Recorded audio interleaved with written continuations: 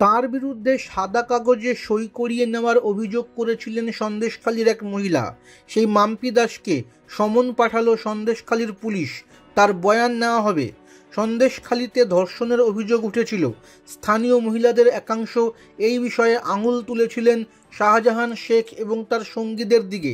সম্প্রতি দাবি উঠেছে সন্দেশখালীতে ধর্ষণের মিথ্যে অভিযোগ তোলা হয়েছে। এই বিষয়ে এক মহিলার ভিডিও প্রকাশ্যে এসেছে, যদিও সেই ভিডিওটার সত্যতা এখনও যাচাই করেনি বা করা হয়নি।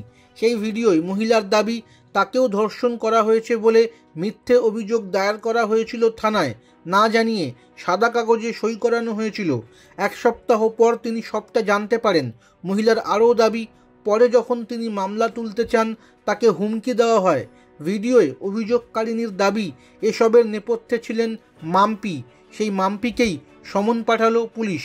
মাম্পি দাবি করেন ওই মহিলার অভিযোগ মিথ্যে।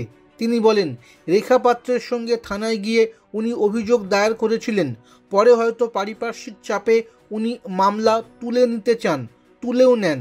সাদা কাগজে সই করানোর যে কথা হচ্ছে তা মিথ্যে।